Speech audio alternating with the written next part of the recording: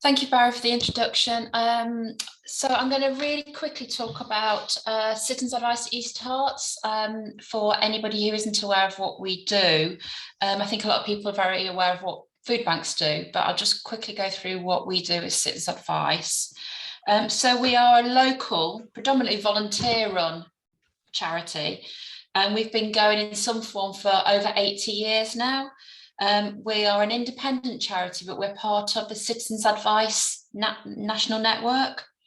We provide free, independent and confidential advice on any subject, although many of our advice issues focus on benefits and tax credits, including universal credit, debt, housing, employment and relationships. Our mission is to provide the advice that people need for their problems and to improve policies and practices that affect people's lives. We want to empower people so that they can help themselves. In addition to giving advice, our small research and campaigns team also looks into local trends and issues and helps us to campaign for change at the local but also the national level. And we escalate issues to our local MPs and our councillors when needed. We've got 90 volunteers and around 20 part-time paid staff, many of whom started as volunteer themselves. And our volunteer advisors train for around a year to be an advisor, but they start on average 11 years. So we're very fortunate to have that level of dedication to us. So we're here for everyone. But the clients that we help tend to include those that are most in need. So they are 5 times more likely to live on low incomes than the UK average. A third of our clients are from the 5 most deprived wards in East Herts, and around a third of our clients are disabled or have a long-term health condition. But COVID highlighted how any of us can be vulnerable to sudden life changes. And we saw many new clients coming to us for support, including more younger people and those in work. So COVID has had a huge impact on how we deliver our services. We moved our advice service to be delivered remotely, and that meant we could help more people. And in our year of 2020-21, we helped almost 9,000 people, which was up by a third on the year previously. Our change, we're maintaining our provision of advice via phone, email, web chat and video, plus in person where it's needed, and that includes home visits. In addition, we're doing a lot more with community engagement, very much working in partnership with our local friends.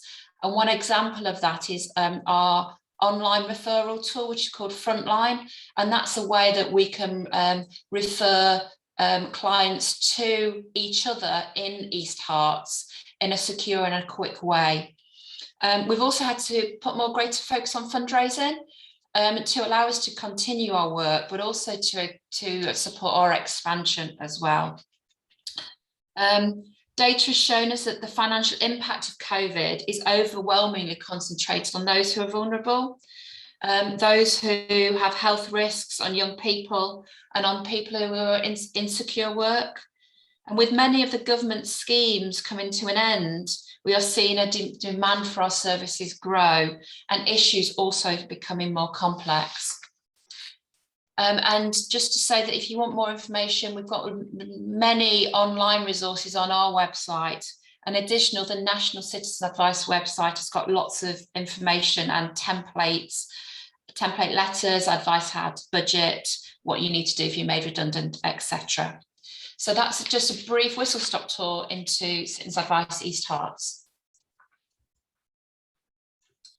Thank you, Laura, and welcome to anyone who's just joined there while Laura was speaking. I'm Rachel Williamson and I head up research and campaigns work at Citizens Advice East Herts, and I'm going to be presenting now with Bill McDonald, who's the Chair of Trustees at Bishop Stortford Foodbank.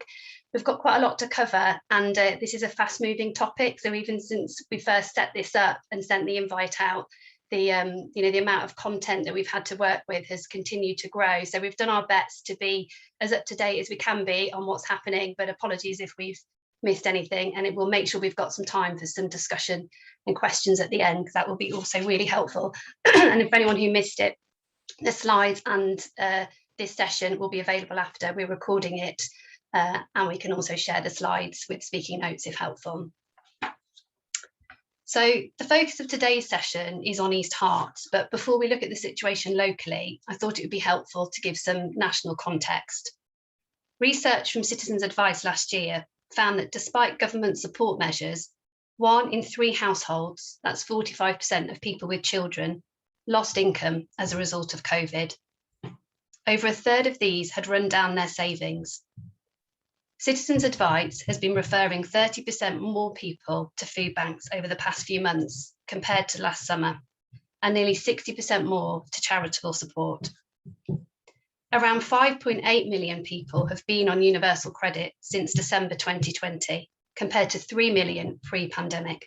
So the benefit count for universal credit, which is a working age credit benefit, has almost doubled as a result of COVID. But whilst the pandemic has tipped many people into poverty, it is important to note that even before COVID, 1 in 10 adults said they could not cover their costs for longer than a week if they lost their main source of income. So the pandemic has pushed many people into deeper poverty, and others who were previously just about managing into much deeper poverty. More families and individuals have come to rely increasingly on benefits and support from food banks to help make ends meet. And Citizens Advice research also shows that at the national level, 6 million UK adults have fallen behind on at least one of their bills during the pandemic. It also shows that if you're young, disabled, have a health condition, are from an ethnic minority, in insecure work or housing, you're far more likely to have suffered financially due to the crisis. As an example, research from Disability Rights UK shows that food insecurity levels were 6% higher for households with a disabled person pre-pandemic, but post-COVID, this figure has doubled to 12%. Bill from the Food Bank is going to talk to this slide. Thank you, Rachel. From a national perspective, the biggest impact has been on increased demand. Looking at the national figures, in 2019, between 2019 and 2020, we saw a 110% increase in demand across the IFAN food banks. That's the independent food aid network that small food banks such as Stortford belong to. That's 110% increase in a year. Figures from the Trussell Trust, who are the main food bank providers in the cities, showed an increase of food parcels up from 1.9 million to 2.5 million in a single year. That's the current figures. So you can see a huge uptick in demand. The other thing qualitatively we're seeing is a large number of new clients who are completely unfamiliar with the support mechanisms available in the benefit system and have further to fall, if I could put it in those terms. The next thing hitting food banks nationally is difficulties with food supplies. This was most acute at the very start of the pandemic, but has reared its head since then as well. And as a small food bank, we're also experiencing difficulty with food supply issues, which I'll go into, but that's a national issue. The other thing that the pandemic has accelerated is in the percentage of clients coming to food banks who have long-term or chronic poverty issues. Food banks, you may appreciate, were set up for those in short-term crises. And unfortunately, we've seen a growing number of people, this was apparent before the start of the pandemic, but has got worse since, are in long-term poverty. And that's something that we weren't set up to help. Many food banks are reporting difficulties in obtaining the, there's realization amongst food banks that giving people food parcels doesn't really go to the core of what they really need. Firstly, it takes away agency from them, and a number of food banks have been experimenting with vouchers and other means of giving a person choice. It's also, at best, could be a sticking plaster approach. You saw the slide from the CA explaining how important they see going to the core of the problem, the roots of the problem is, and giving somebody a food box, at best, is a short-term solution and a sticking plaster solution. So many food banks across the company have been trying to seek better integration with other service providers as a means of providing more holistic help to the people. And Bishop Stortford have been no exception to that. Finally, many food banks have real concerns that they've been regarded by government and others as an integral part of the poverty response. In my years with food banks, I've seen a huge change in government attitude, and not always helpful. Most food banks feel frustrated and angry that the extent of their responsibility they've been asked to shoulder, and they're being asked to ameliorate a problem caused by deficiencies in the benefit system and the failure of other agencies and departments to work together in a coordinated manner. Thanks, Rachel. So we've looked at the national picture. What's the situation in East Herts? Well, in March 2020, just before the pandemic kicked in here, DWP, Department for Work and Pension figures show that just under 3,000 households in East Herts were claiming universal credit. Less than a year later, by February 2021, that number had risen to just over 7,000, an increase of 151%. And as of end of August this year, at Citizens Advice East Herts, we'd helped 1,415 local people to claim universal credit. In June this year, 3,150 East Herts residents were claiming out of work benefits. That's 3.4% of the district's working age population. That's people aged 16 to 64. 26,700 East Herts workers were furloughed. And at the latest count, 3% of East Herts residents were unemployed. As you'll know, as of this month, the furlough scheme has ended. So we're waiting to see what impact that has on the unemployment figures. It's really important to stress that lots of people claiming benefits over the past 18 months have done so for the first time as a direct result of the pandemic. 65% of the people that we at Citizens Advice East Herts advised on universal credit in the last 14 months were new claimants. It's also important to note that around 40% of those claiming universal credit are in work, many working full-time. So it's not a case, as some have implied, that people's issues would be resolved if they got back into work or simply worked more hours. The pandemic has really exacerbated existing challenges for people locally and indeed nationally. And as time is limited, I'll just highlight a few issues around housing as an example. As I'm sure you're aware, East Herts has some of the highest house prices in the UK. Property prices have become increasingly unaffordable, having soared by an average of 40% between 2012 and 2018 compared to the UK average increase of 20%. Latest data from the Office of National Statistics shows the average house price in East Herts is 12.7 times average earnings, and average monthly rent is over £1,000.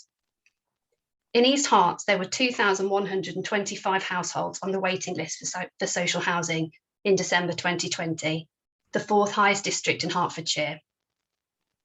Even accounting for the temporary boost to local housing allowance during the pandemic, the amount typically still falls well short of the private rental cost of a one-bedroom property in much of East Herts. Vulnerable and socially disadvantaged groups have struggled disproportionately with housing costs since the start of the pandemic. 2 out of every 5 of the clients who came to us for advice on housing benefit issues had a long-term health condition or disability. So it's clear from the data that the pandemic has heightened social vulnerability. 58% of people currently behind on rent arrears were not in arrears pre-pandemic. And at Citizens Advice, we've seen a large spike in the number of people coming to us for help with rental arrears as a result. The pandemic ban on bailiff-enforced evictions expired at the end of May. Notice periods have now been reduced to 4 weeks for tenants with more than 4 months of arrears. Those 4 months expired in September, at the same time as the furlough scheme ended, the temporary uplift to universal credit ended, and as we now know, energy prices are rising, as is inflation. The loss of a private rented sector tenancy was already the leading cause of homelessness before the pandemic, so we can expect to see much more pressure on the system as eviction notices kick in. So how does this translate into the issues that people come to see us for help on at Citizens Advice?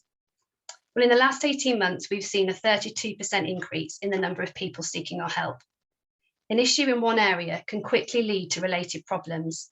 For example, having a sudden drop in income, whether you lose your job or not, can quickly lead to debt problems, which can cause issues down the line with access to housing.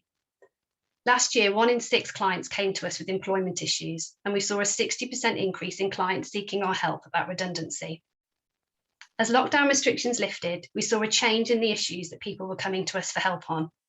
Whilst employment issues surged initially, they've now decreased, and we're seeing more people coming to us for help on debt and housing issues. It's worth noting that those who've come to us for help in the last 6 months have sought advice on 11% more issues than in the first 6 months of the crisis, which suggests to us that people's problems are becoming more complex. And of course, this puts pressure on people making ends meet. And at a local level, we've seen some of this translating into rising demand for food and fuel vouchers or help with fuel debts. And this slide shows rising need over 12 months to September. That's before the increasing energy costs kick in and the increasing food prices. And you can see here an extract I've taken from our food poverty research report, which we've just published with some data from Hertford and District Foodbank, which shows that they saw a 56% increase in people needing food parcel support over the 12 months post-pandemic. That was a 95% increase for families with children. I know Cheryl's here, so I'm sure she'll want to speak to that at the end. Over a quarter of the people that we've helped with fuel debt in the last 12 months are also facing other debts, especially unpaid council tax bills. More than 1 in 5 are struggling so much that they've needed further emergency charitable support, like grants and in-kind support for things like furniture, white goods and clothes. And indeed, at Citizens Advice, we're now starting to talk about issues such as furniture poverty, as well as food poverty and fuel poverty. So what does this mean for Bishop Stortford Foodbank? If you have a look at the graph, and I think you can see, looking back into 2020, the huge increase in demand at the start of the pandemic. Now, thankfully, that leveled off during the year, but unfortunately, and to a number of factors, we're not entirely sure why the demand on us increased tremendously over the winter period, having setting records for us at several times the normal amount at that time of year. It has come down since then, but worryingly, as you can see, the 2021 line is starting to mimic the huge uptick of 2020. And based on national research and also the factors that Rachel mentioned, the perfect storm coming upon us, we believe that demand is going to be again very, very high this coming winter.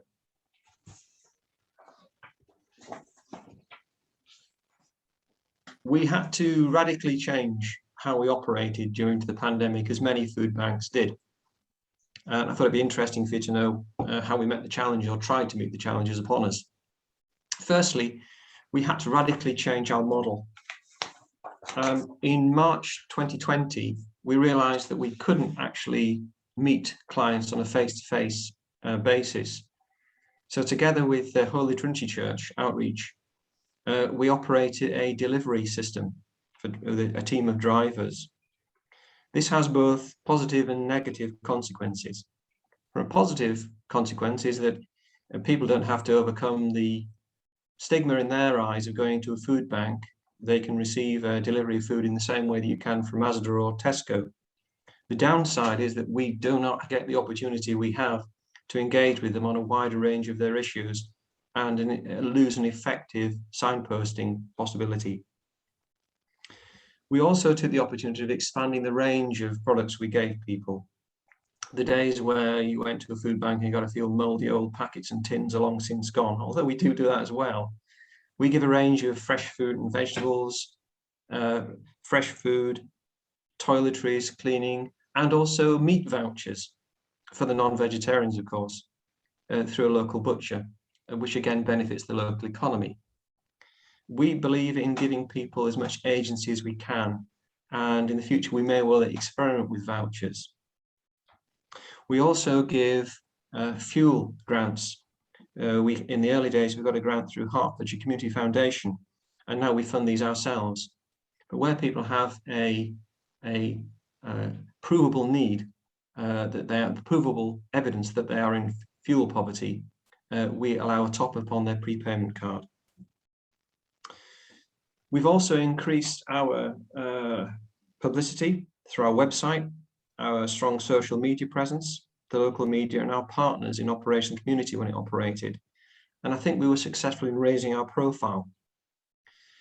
As well as increasing the number of clients coming to our door, not literally, we also increased the amount of donations of food we got, money, very, very important for our operations, and also volunteers. We benefited also from our landlords, the Methodist Church, and we used the pandemic period to refurbish our whole area. Again, we were fortunate by the amount of donations from the local community enabled us to do this. This has allowed a much more streamlined operation and a much more pleasant environment for clients, staff and volunteers. And I'm not sure we could have coped without that. Because of this, we've been able to start bringing back people on face-to-face basis again, although we're still operating delivery service as well. We feel that we'll have to do both in hybrid for some time to come.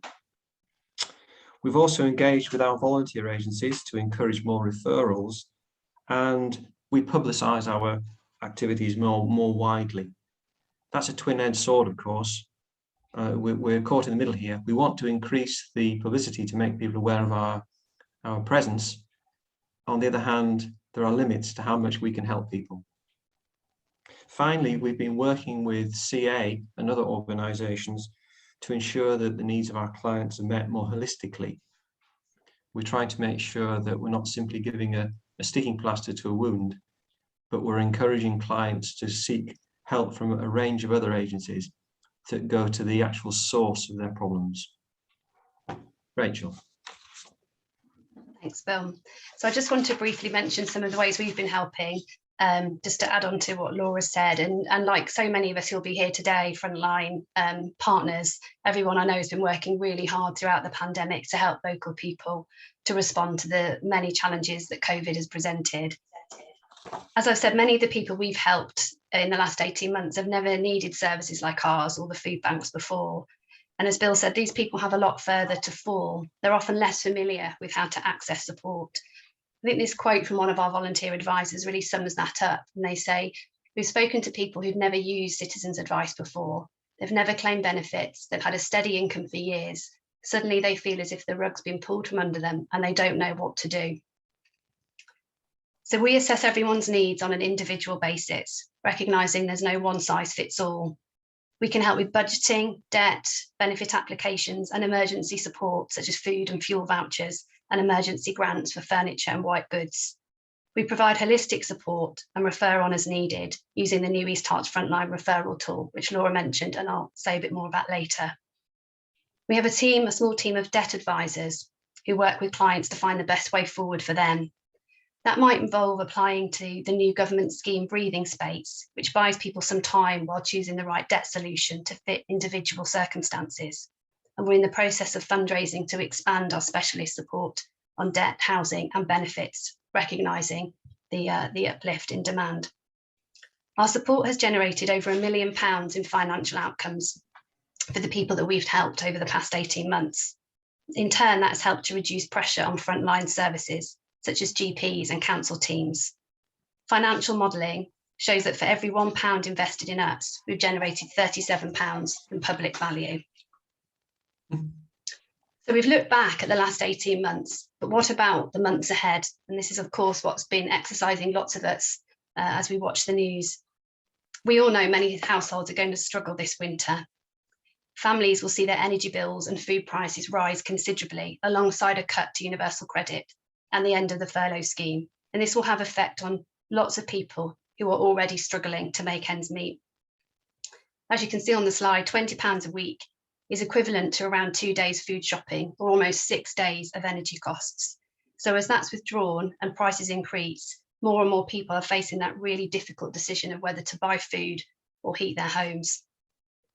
Citizens Advice research shows that 2.3 million people currently receiving universal credit will be tipped into the red by the cut to the UC uplift, a decision which I'm sure you're aware many charities and organisations called on the government to rethink.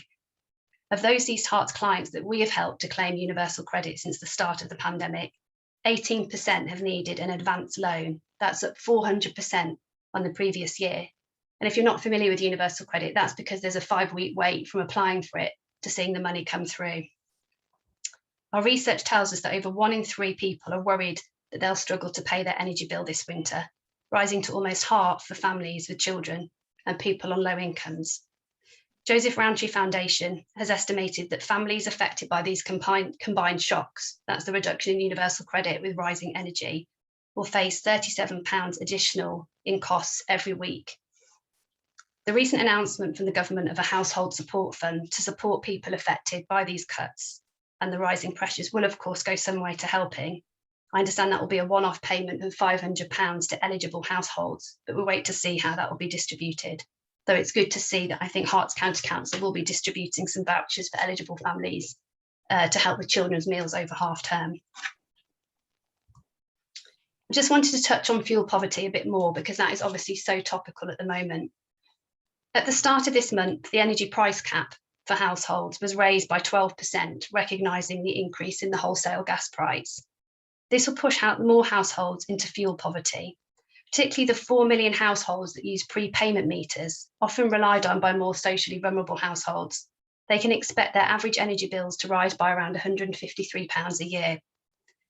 As suppliers go bust, which unfortunately more are doing so now, many people are being switched to a higher standard variable tariff. Citizens Advice has found these customers will typically experience a £30 a month increase in their bills. And sadly, this is going to get worse before it gets better. Ofgem, the energy regulator, has said the price cap is likely to need to rise again next year. Analysts have said this could mean a typical customer paying between £400 and £600 more per year. The charity National Energy Action says 1.2 to 1.5 million additional households will be plunged into fuel poverty. In terms of some support available, well, some people will be eligible for the Warm Homes discount. That's £140 per year, but it is at provider discretion. Winter fuel payments are offered to those born before 1954 and consist of between £100 and £300 towards energy bills, and some support is available to help people with the cost of insulating their homes. Citizens Advice, we can help with advice on support options and help people negotiate repayment plans with energy providers if they've built up arrears. But I think it's clear from all of this that we're going to be seeing much more need for support on food and fuel.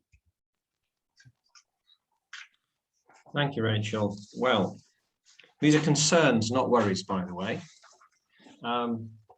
We are concerned about our food stocks. Stock levels in our warehouse are at an all-time low.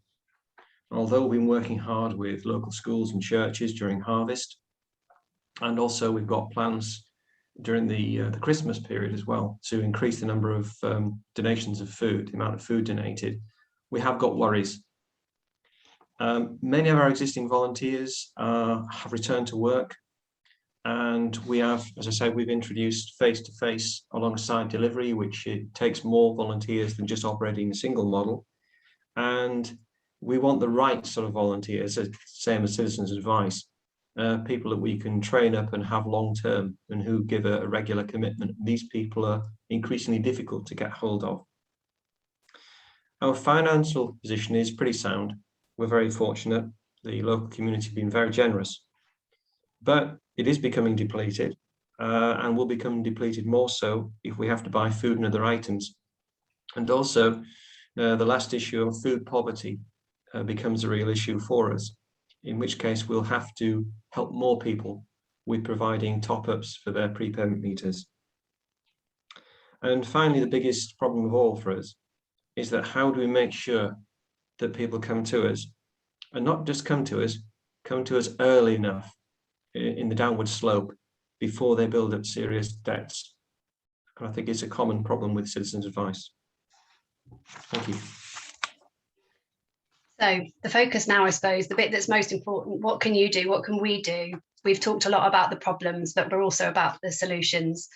So what can we collectively do? Well, firstly, help spread the message that help's available. As Bill said, both from a food bank perspective and from citizens' advice, one of the worst things that people can do and feel is that they have to struggle alone and that help isn't there. And if nothing else comes out of this webinar, we want to get the message across that help is there. There's no magic wand, but help is there. People don't need to struggle alone. We are here to help collectively. And it would be great if people could just encourage people to get help and help signpost and refer in. There's a really easy way to do that now because we have an online referral platform, which is free to use, called East Herts Frontline. And there's the icon for it there on the screen. It's a new online referral tool, which was introduced in January this year and has been slowly growing. And it's designed to help people refer people, both for local support, but also for signposting. And as of, I think, last week, the general public can now self-refer. So if you're a provider and you're not yet registered with Frontline and you'd like to be, then drop us a line, put your details in the chat, and we'll help connect you with the Frontline team to get you on there. It's open to counsellors, as well as organisations such as food banks, charities, family centres. But if it's not appropriate for you at this point, or you don't feel it is to register, you can also help people to self-refer, and I'll show you how to do that shortly. There's also Herts Help, which I think many of you will be familiar with, which is for people in crisis. That serves the whole of Hertfordshire, as opposed to the East Herts Frontline, although that does join up with other frontline services too. So I think it's about as easy as it can be to help people connect.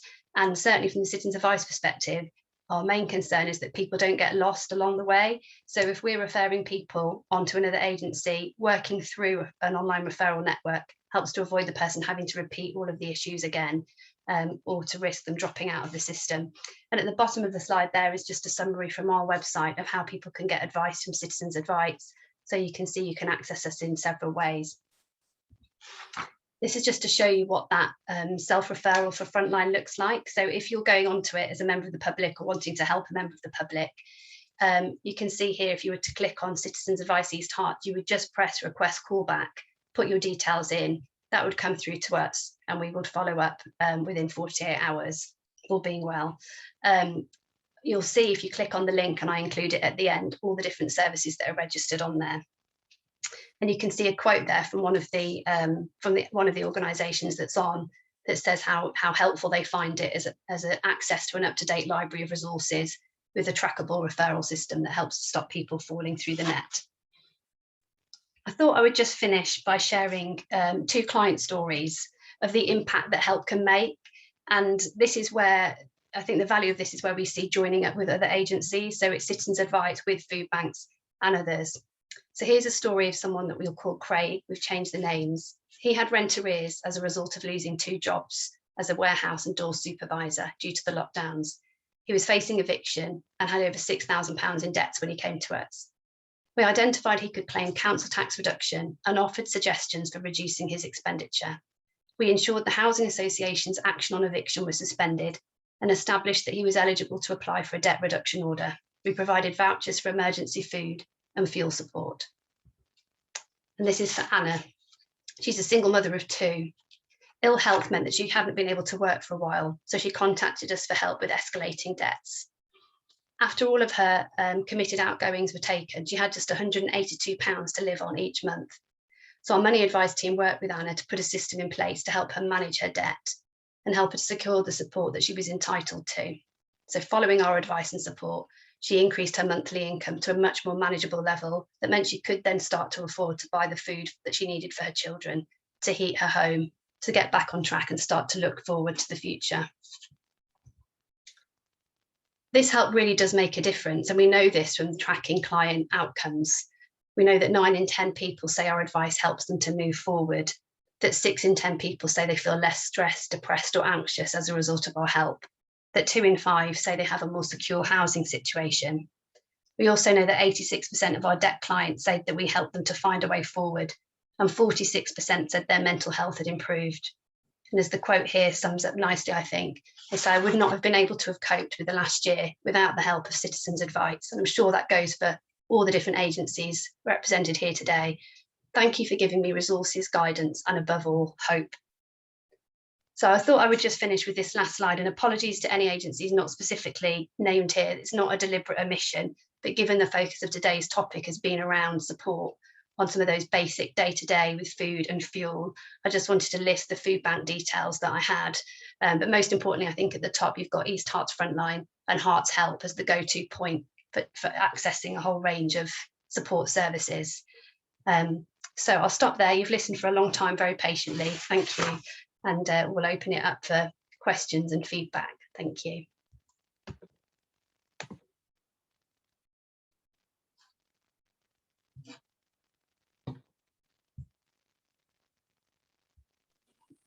So Barry, did you want to come in there? Yep, we got I think Councillor Richard Townsend would like a question. So yes, thank you. Showing my ignorance here, what's the Jedediah Food Bank? I've not actually heard of this one before. Well, do we have anyone from Jedediah here? Because we did have somebody register. If they're here, they can speak for themselves. If not, I haven't spoken to them myself personally, but they're another food bank that serves the area. And the link on there would take you onto the specific area. I think, Cheryl, you might possibly know a bit more about them. They're an independent food bank and they deal mainly with schools. So they work through the schools, the teachers tell them who needs, and they do regular delivery to school once every fortnight. We, as Hertford Food Bank, have tried to work with them, but they don't want to work with us. They feel that the food bank asks to give out vouchers and they don't give out vouchers. And we've tried to express that we not only we give out vouchers for food, but we signpost people, etc. So we won't give up. We still will try and work with them, but that's all I know about them. They have a big open sort of like a warehouse next to Marks and Spencer's in Hertford, and they get the food that the food bank, that the supermarkets throw out, and they just give it away to anyone who's passing. And they do that 3 times a week. Well, thank you very much. That's all I can tell you. I'm sorry, I don't know anymore. And I'm not negative about them. It's just I would like to engage with them, and they won't. That's all right. Thank you for that information. I'll have to find out more myself. Much appreciated. yeah, thank you, Cheryl. We've got Claire Ewins. Sorry. Thank you so much, Rachel and Bill. That was incredibly timely for us down in the villages. I'm down in Much Haddam. We've been trying to work sort of in a hub way with our church and our village hall and our community. And we've just connected with Fair Share Go, and it really builds on what Cheryl's just been talking about. They're very keen for me to go and do a pickup on a Monday or a Tuesday night to get the perishable side going in our church. Now, we're not aware of any serious food or fuel poverty in the village. There may be, but quite rightly, our rector has challenged that with me and said, should we not be trying to divert this opportunity to the food bank? And actually, I was going to try and get in touch with somebody like Bill. So I would really encourage an in the round chat about this as a little task force, because if we can get it right in our shared church, it's a shared building. Hardly anybody comes to church. We see it as a way of getting people that maybe are vulnerable to come in for a cup of tea and pick up. Obviously, it's a bunch of flowers. It's perishable stuff. It's fancy stuff that's going to be coming from Tesco Express. But if we can encourage a swapsy where people come to get some nice bread or bananas, but in return bring some things that Bill needs, then that might be a really great way to inspire people. It's like the harvest idea every week. So I don't know how to take that forward, Rachel, but I would be desperate to work with people in this group to do something with that this side of Christmas. Can I answer that, Rachel? Claire, I'd be happy to talk to you. Maybe Rachel could give you my email address and we could have a chat. Sounds like a plan. That's great. That's kind of what we'd hope would happen here, that people would be able to sort of connect and to to help each other. That's really good. I mean, Bill, on your sort of own personal kind of almost anecdotal sort of evidence, whatever, is it? You said on your slide, you said there's dip in demand, but you say it's increasing week by week, would you say, or month by month? It's been pretty stable over the summer period, but we're starting to see an uptick now. And it's a worrying time of the year to be increasing anyway. I would say that we're pretty confident that demand will increase dramatically over the winter. It would be wonderful, this time next year. I said, well, I was wrong, and I was crying wolf. But I'd be amazed because of all the wave coming towards us of all these changes at once, coming into winter, which is usually a time of high demand for our services anyway. I'd be amazed if we weren't due for a very difficult period in terms of high demand. Are these new people, or are these people who had problems like early in the year and have come back? How do you sort of see it?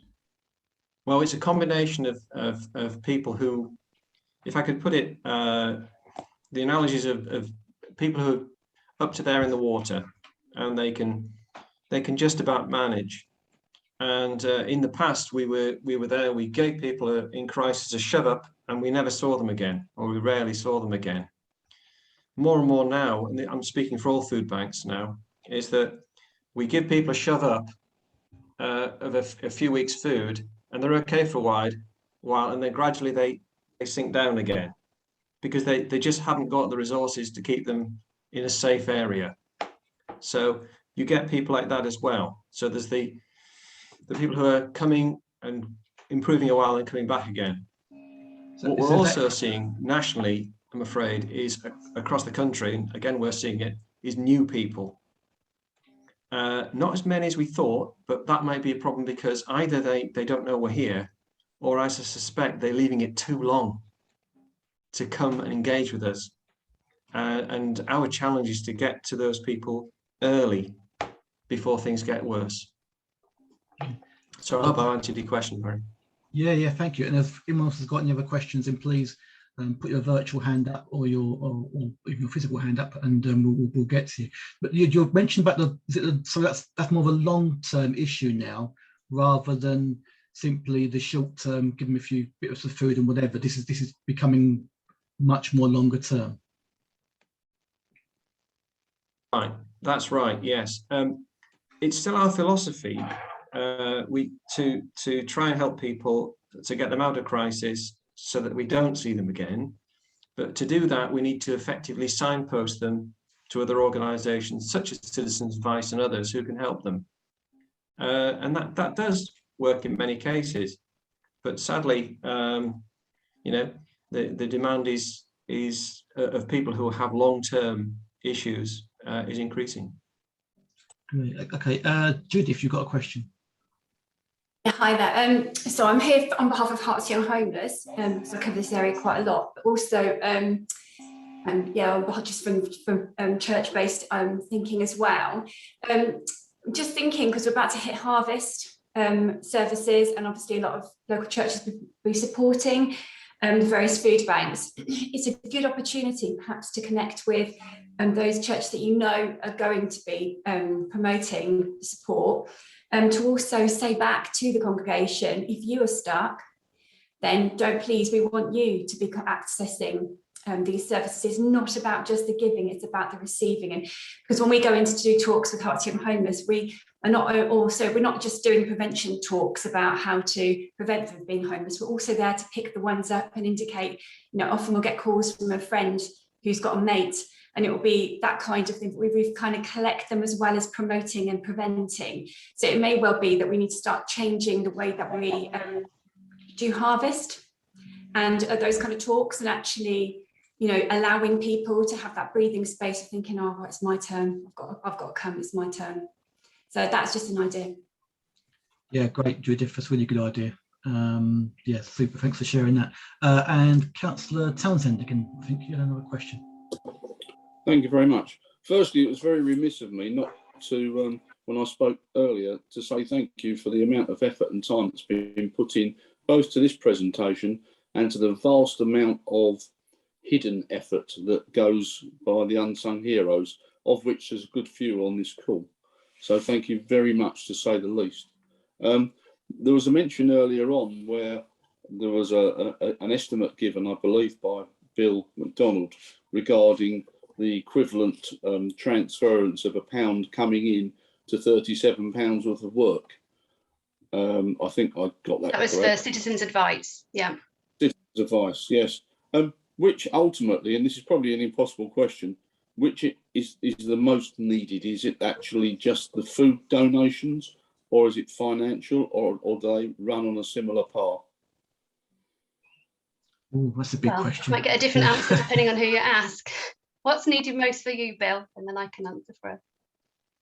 Food. For us as well, food. Yeah, food for the food banks.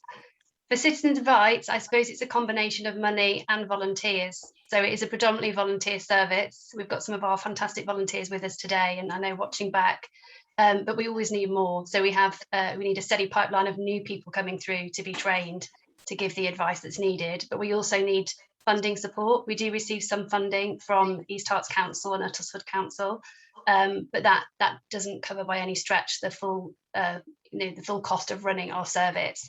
And we do have to pay for some paid specialist advisors, and we recognise the need to be able to pay for more of that specialist casework support where people's issues become more complex. So our costs are increasing as our income, core income, is decreasing. So certainly money, as well as a steady stream of wonderful volunteers to keep helping us to run. Do you want to add anything to that, Laura?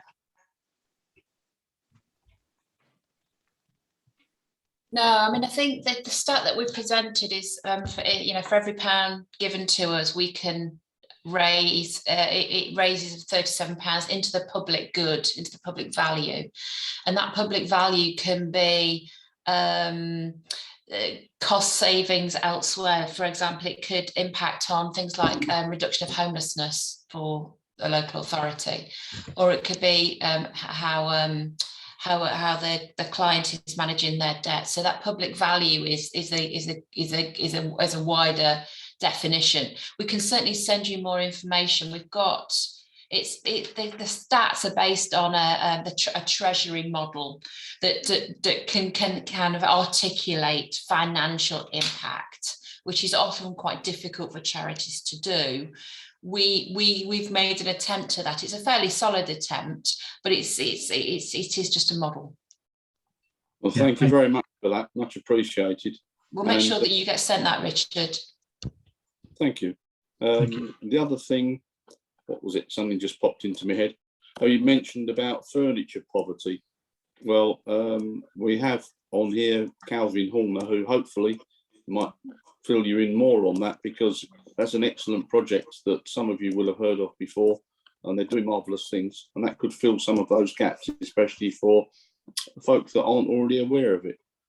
Is that all right, Calvin? Can I drop you into it?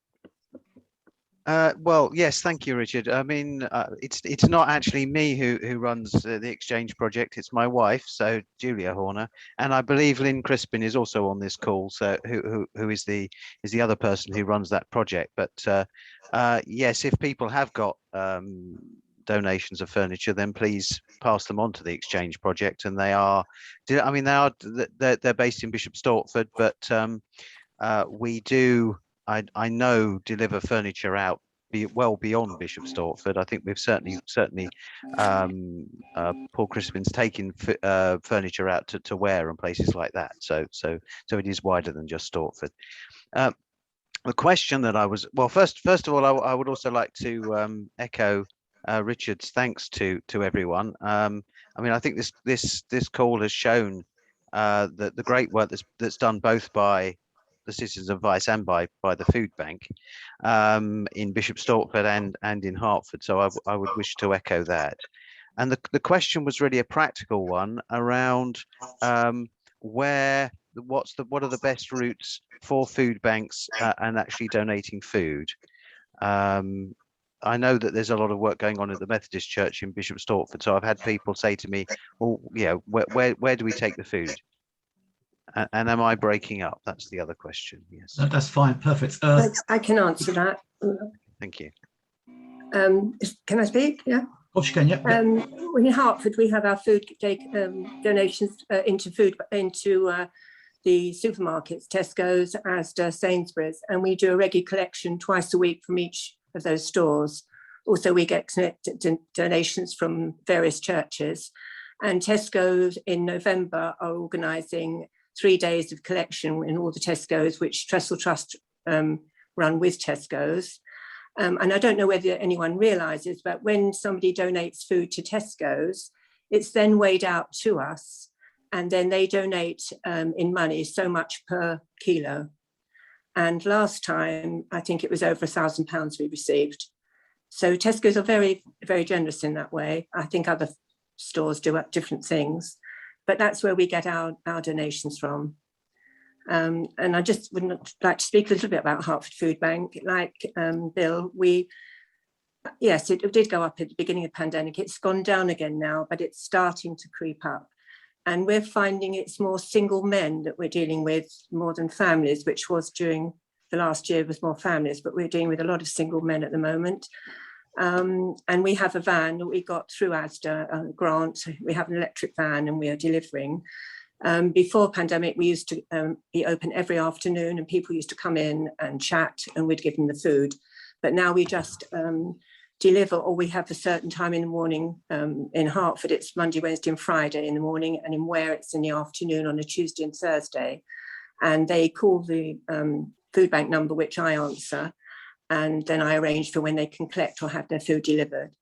And because I used to work at Citizens Advice, I'm very aware of all the things that Citizens Advice do, which is wonderful. So I'm able to help some of them on the phone, and I do a lot of signposting. So that's where we're different to Jedediah, because we do a lot of signposting. We're also a member of the front line, which we get clients through from that. And we also give Tesco vouchers of £10 to families at the moment, because they've got a choice to then buy fresh food.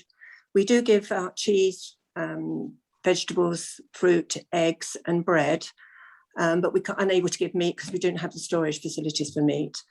At the moment, we're getting all the harvest goods in, incredibly amount of harvest gifts from the churches and the schools. At the beginning of the pandemic, or before the pandemic, we had about 50 volunteers that used to work at the food bank. Because most of them were over 70, they had to stay at home. And now we just have 12 main volunteers that have worked for the last 18 months solidly. And we just managed with that. But we're hoping to open after Christmas to go back to the way we used to be, to have people coming into the food bank and chatting with them. And we're going to have sorry, my phone's going. We're going to have a phone line directly to the Citizens Advice when we go back again. I'm just going to clock my phone. Oh, it stopped. So that's as far as the Hertford Food Bank. I just thought you'd like to be filled in on that. So thank you, Shell. Really good. And just one thing going back to furniture. The thing that we are finding is that when somebody's rehoused or they've been homeless and they're put into a property, there are no white goods. And then we are now giving a slow cooker, a kettle and a toaster. But I'd like to find out why people are moving into council properties or housing association properties and there's no white goods in the property. They can make grants through Citizens Advice and different people, but it might take 6 weeks before they have a cooker or a fridge. And there's a great need there. That's a good point, really good point. Hannah from the other food bank, Stortford Food Bank has got the hand raised. So Hannah. I was just to go back to Calvin's point about food donations for the Bishop Stortford Food Bank. So again, they can take them to the local supermarkets where they'll be picked up weekly, but also you can bring them to the food bank. So we're open on a Monday between 10 and 1, a Tuesday between 10 and 4, and a Thursday between 11 and 4. So donations can be dropped off to us as well. Great, thank you. John Phillips, you've got your hand up. Hi, good afternoon. I just wanted to ask a question. I work for a veterans charity that's funded by the NHS, and I know I've worked with Hannah previously at the food bank. Do you have a question about veterans? Because just for instance, white and brown goods, there's an awful lot of service charities out there that would be able to help. So just ask the question: Have you served? and then get in contact with me, because I can then put you in contact if you're unaware of all the wide variety of agencies that could help. So I'll just plant that seed, hopefully, that if you ask, are you a veteran or have you served? Some people object to the term veteran because they think Captain Sir Tom, and they may be 24 years old and they don't see themselves as a veteran. So the phrase "have you served" in the UK military is often a better way of asking the question. But if I could do that to the wider. I think, John, based on the quick chat we've had that not everyone's seen, you've managed to register on Frontline whilst you've been on the webinar, haven't you? Which means that people will be able please to don't think any bad of me because I've done that. It's just no, that's good. That's great. I was on my tablet people can look out for researching you on that as well. Yeah, I was on my I looked at the Jedediah website as well, and there was quite interesting what they do, but predominantly with schools. But I just want to make people aware that if there are veterans out there, there's a huge amount of support that I'm able to give, and I think work collaboratively with you as well. That's great. Thank you, John. And I know, just to say, Barry, because I can see someone's needing to go and I'm conscious we're about to finish. I think this just shown there's obviously, we could talk about this all afternoon, couldn't we? And hopefully this is just the start of connecting people and getting the conversation going. Certainly don't want it just to be a one-off. But if anyone, I mean, I've got everyone's contact details where people have registered, and so I will send stuff out. But if anyone wants to either put in the chat here or send separately to me any details that you want sharing, obviously Frontline is great for that as well. But if you want to get the message out of what your project is, how it runs, if you don't think all the people that should know about it, then we can help just communicate that across this group, because it sounds like there's loads of information that we could be passing back and forth.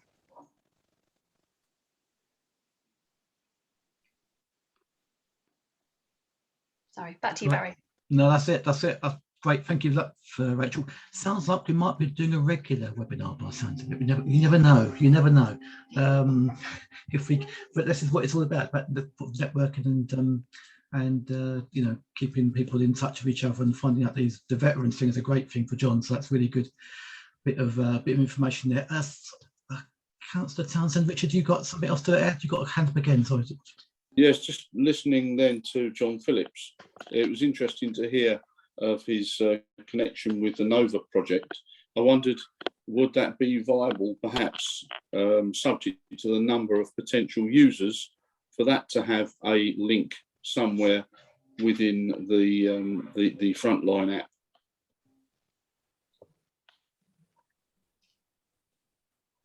Certainly. I mean, I'm just going to put my email address into the chat. And by all means, share it, Rachel, please, if you can. And I can, if anyone wants links to what we do and find out more about what we do with veterans, then by all means, even if you are unsure if someone has served, we've got a way of finding out fairly quickly, of verifying their service. So I'll be more than happy to help anyone. It's all about partnership working for us. Great. Thank you. Thank you. My email in the chat, and we'll take it from there. If that's perfect. Just going to give a last opportunity for to Bill and Rachel to say anything at the end. They want to sort of wrap up. Well, I think John summed it up really nicely then when you said it's all about partnership working, because it really is, isn't it? None of us could really do what we do in isolation. It is all about partnership working. And I know we've focused in today on Citizens Advice and the Foodbank, but everyone here is doing fantastic stuff. And, you know, the more we can join up, the more we can achieve together. I know sometimes I feel a bit like a doom and gloom merchant when I share all those statistics, but to turn it to the positive, we can make a difference to those people. So let's hope this can be the start of more conversations and even closer working together. Thank you, everybody, for making the time to come as well. Thank you. Thank you. Thank you. Very much. Bye. Thank you. Thank you. Thank you. Bye. Is Bill, are you still there? Yeah. Can I just ask you a question while you're there? Yes, of course. Do you cover Salford? Yes.